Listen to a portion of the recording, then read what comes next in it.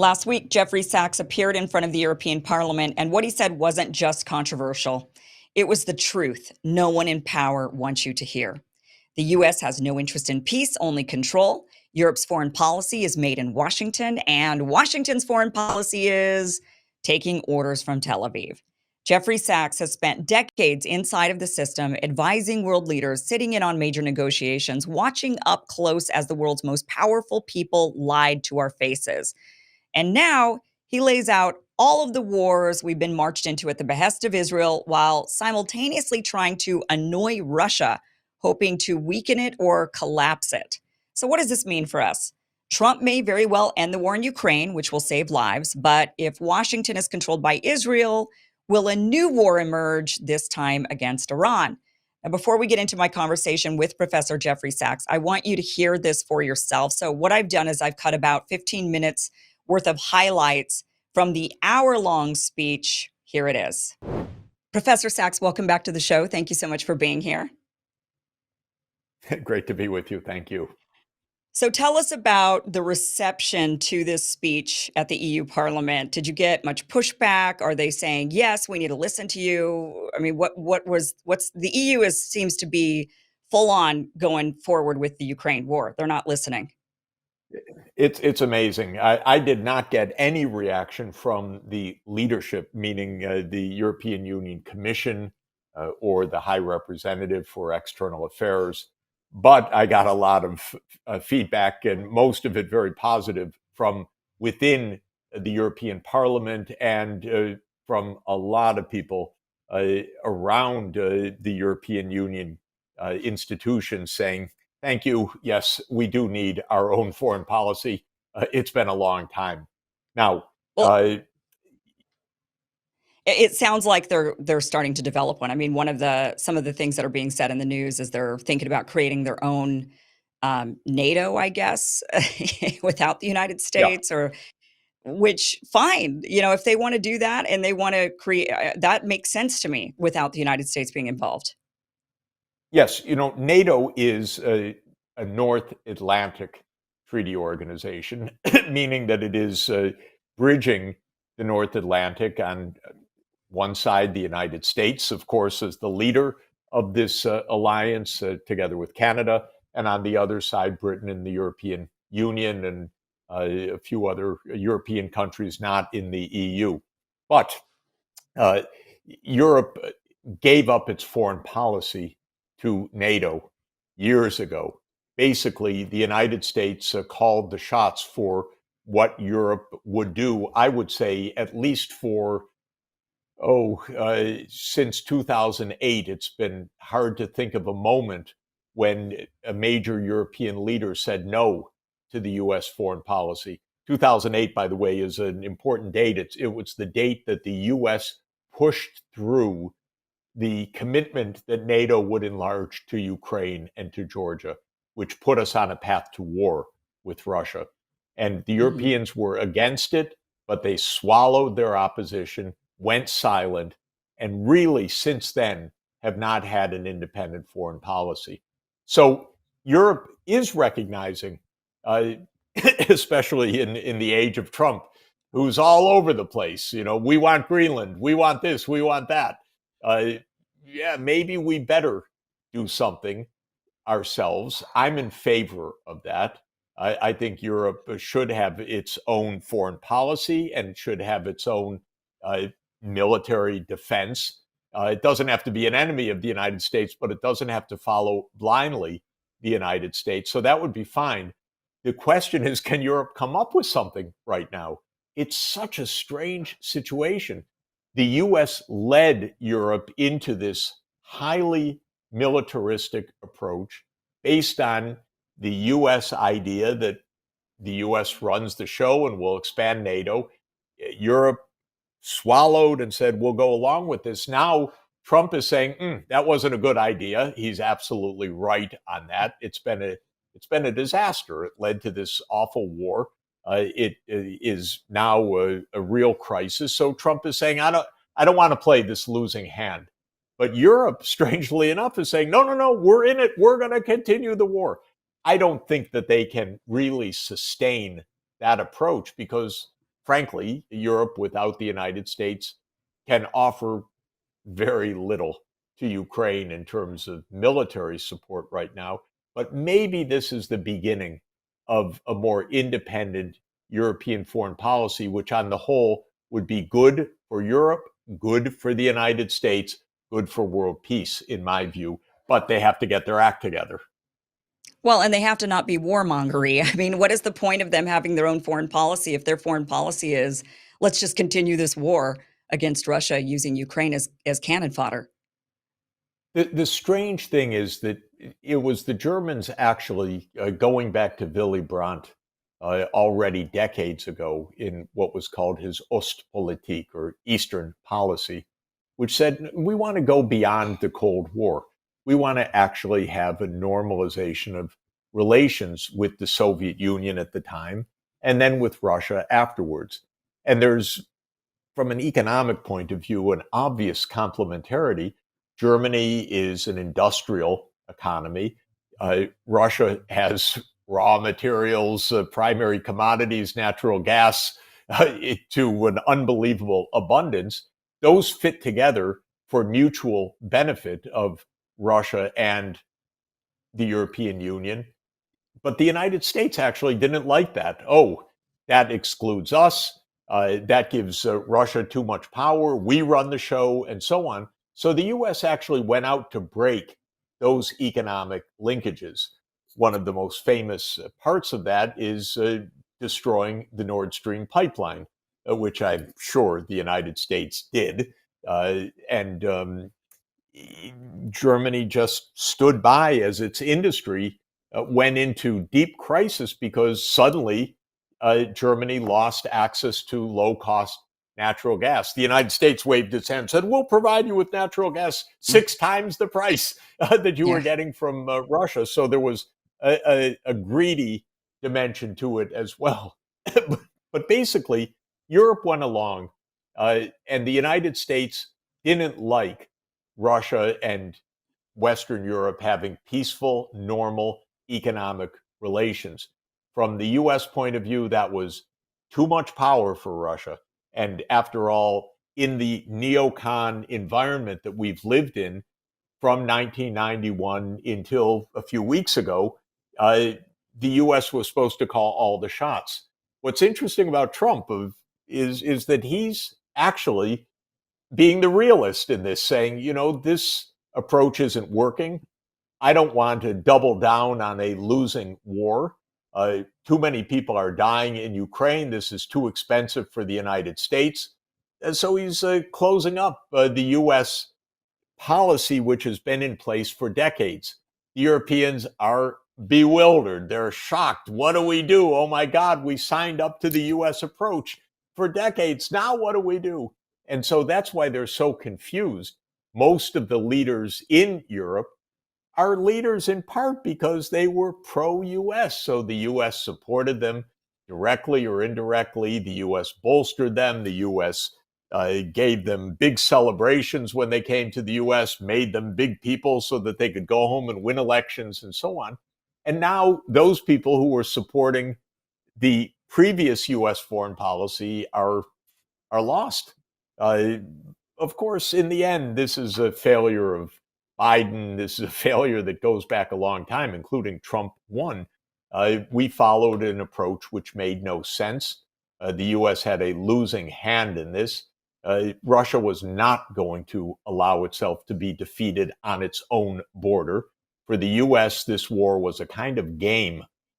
Harsh as it is to say, it was a game of influence. We can push Russia around. We can go where we want. We can expand NATO if we want. They can't stop us. For Russia, this was seen as an existential national security issue. Well, this was Yeah. quite obvious to many of us for years, and it's come to pass. Now Europe needs to rethink rather urgently. I just am really confused about Europe's reaction to this. You would think that they would celebrate and say, all right, great, end of the war. We can build our economies back up. But instead, they're saying, no, no, no, we're going to rally around Ukraine and we're going to continue the war.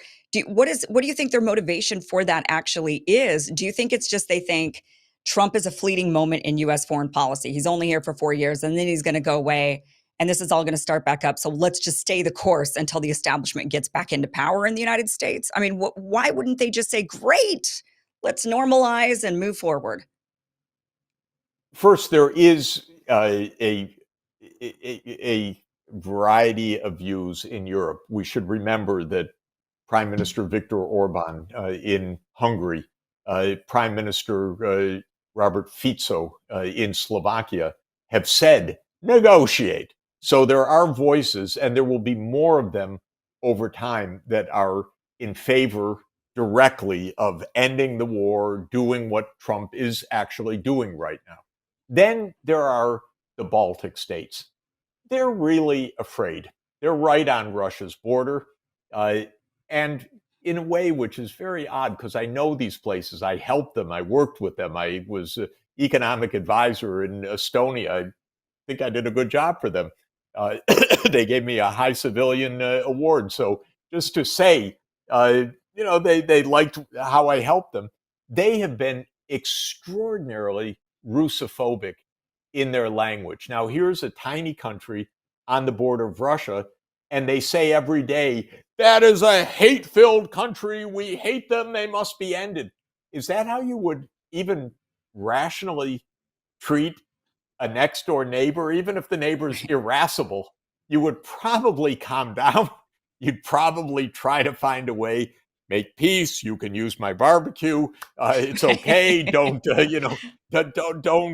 burn down the fence and so on.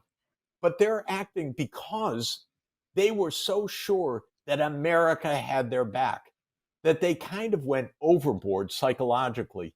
And this is a big problem. So part of what we're hearing is the smaller states that really are afraid. They shouldn't be afraid. They should be discussing with the Russians, okay, look, we have real security issues.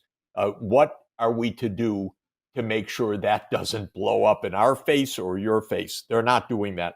There are other countries, strange remarks from the Danish prime minister yesterday, who said, more war is better than peace because a bad peace is very dangerous. If I were the Danish prime minister, with all respect, I'd be a little bit more concerned about Trump's eyes on Greenland, which is part of Danish territory, than I would about Putin right now. I truly don't understand what the Danish prime minister is trying to do with her rhetoric, but it's another case of a small country. They're not thinking clearly. The problem with the large countries, which typically led the way, Germany really handed over foreign policy to the United States, both under Chancellor Merkel and Olaf Scholz. So they just had an election. They're going to have a new chancellor within a few weeks. Maybe something will change. One of the interesting remarks he made just after winning the election is, we can't depend on the U.S. for our foreign policy anymore. Well, smart statement. Then we have a very unpopular president in France, another major country. In fact, the nuclear deterrence of the European Union, but the president's very unpopular right now, President Macron. In Italy, maybe Prime Minister Meloni can be part of a more constructive European approach. But remember, Europe is 27 countries. They were okay when they were just following the US line. Now it's a cacophony that we're hearing. We're just hearing shrieks. We're hearing, and they don't have an idea yet of what to do. Yeah.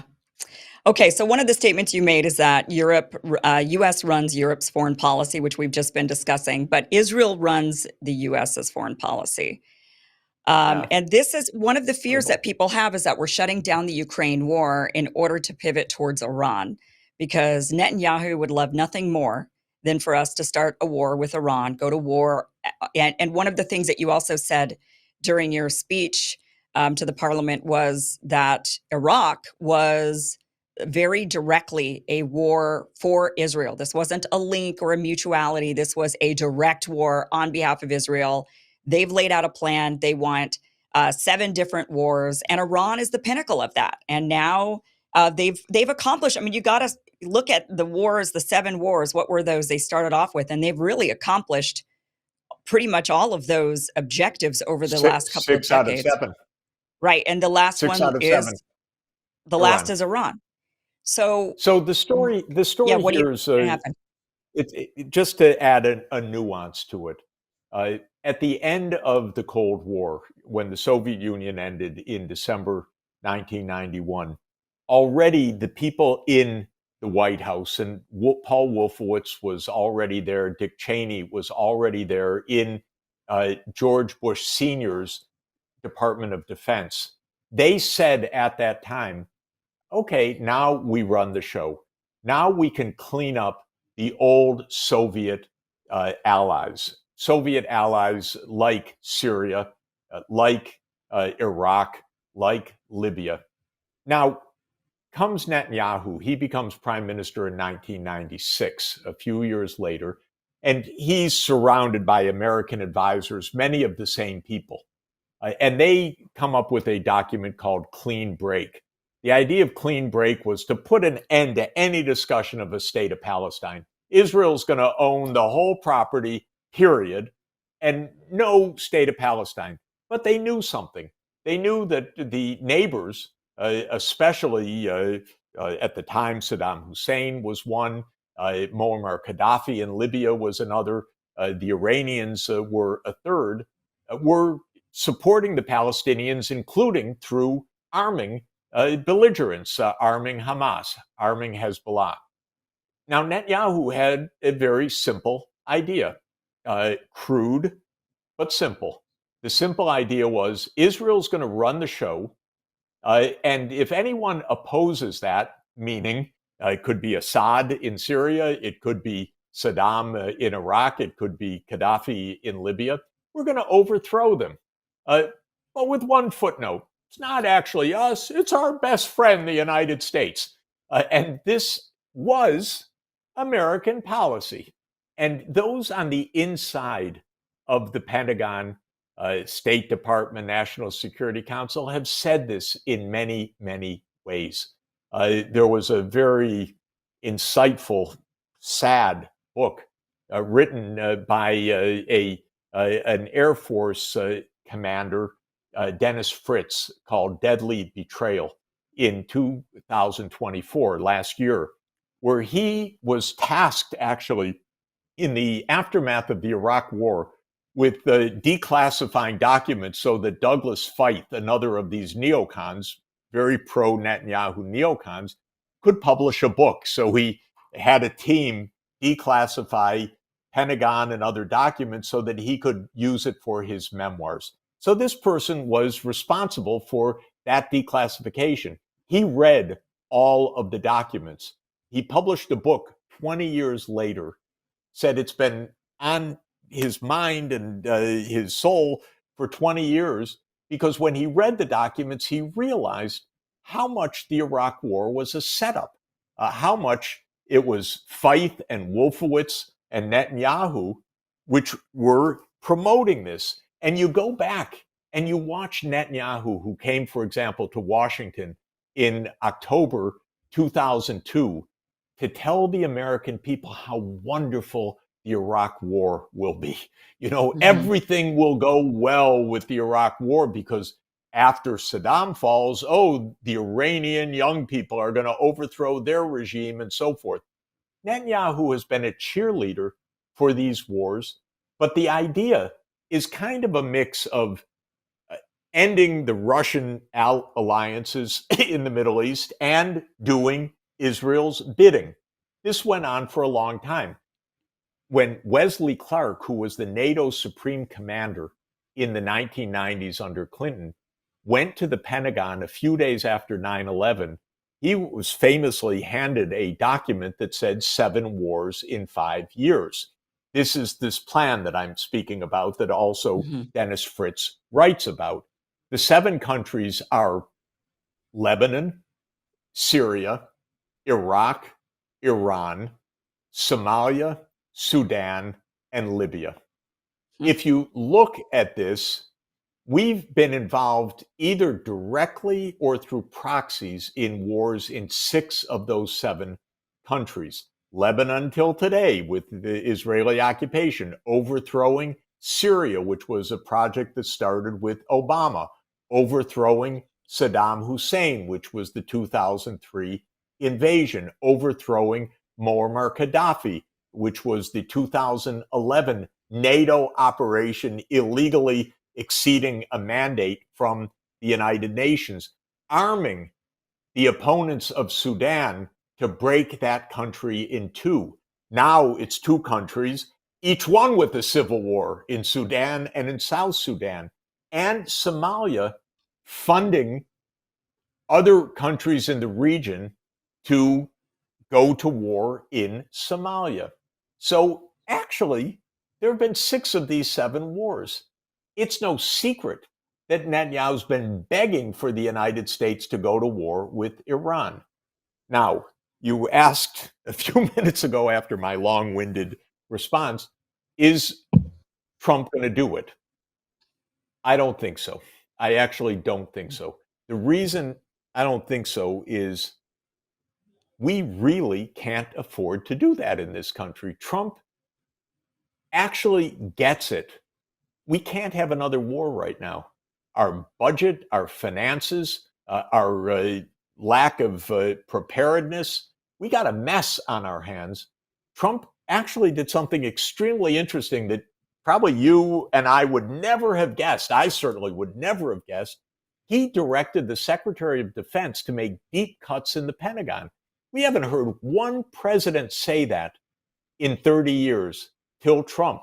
My God, I'm shocked, by the way. I didn't expect that. But to say that shows that's not exactly what you do to go to war, is call for deep cuts. Now, a second, much more difficult question is Trump going to say to Netanyahu, you do what you want, we'll provide you with some bombs, because we are shipping a lot of big bombs to Israel. Netanyahu is, he's already under an arrest warrant by the International Criminal Court for war crimes and crimes against humanity. And I think that arrest warrant makes complete sense, because what Israel's been doing is absolutely unbelievably gross. And the question for me is not whether the U.S. will go to war with Iran, although that is a question I doubted, but whether the U.S. will give a green light to Netanyahu to slaughter more people, to do ethnic cleansing in Gaza, to do ethnic cleansing in the West Bank. God, I hope not.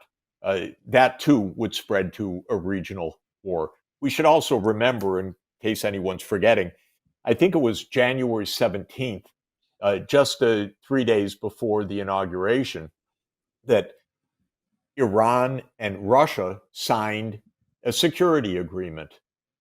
Going to war with Iran would be pretty damn dangerous. I don't think it's going to happen.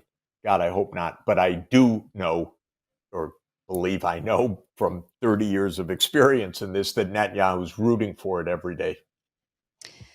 Well, let's hope you're right. I think I tend to be with you on that. I don't think Trump wants to go to a war. And I think what he's giving to Israel is, look, we'll clear out Gaza. We'll let you annex the West Bank. That's what you get. You don't get any more than that from us. That's a lot. And then we've got now millions of it would people. it would be devastating. It would be one of the great war crimes of our time. It would make America, which already it is, in my opinion, complicit in these massive war crimes. One thing that I think we should keep in mind is that more than I've ever seen in decades, the Arab states and the so-called Organization of Islamic Cooperation, which is 57 Islamic majority countries, are speaking very, very, very clearly, including the Saudis, to whom Trump pays a lot of attention. And they're saying, do not do this. Don't even think about it. And they're saying there must be a Palestinian state alongside Israel. And so I actually think, strangely enough, though I have no doubt about the strength of the Israel lobby in the United States, that there could be a turning point here, just as there has been vis-a-vis Russia, that Trump could here, don't be a patsy, don't give up your administration to outside interests, stand up for the United States and say, stop. We want peace. We want decent relations with the Arab world. Don't break that, and we're not going to war for you anymore, Bibi. That's what I'd like the President of the United States to say. Yeah, I would love that. I would love for him to take back the country from the lobby. Professor Sachs, thank you so much Absolutely. for your insight, and thank you for joining us. Really appreciate your time. Great to be with you again. Hope we do it soon. Thanks. Thank you for watching this clip from the full Kim Iversen Show, which you can watch Monday through Friday, 5 p.m. Eastern, 2 p.m. Pacific at KimIversonShow.com. See you there.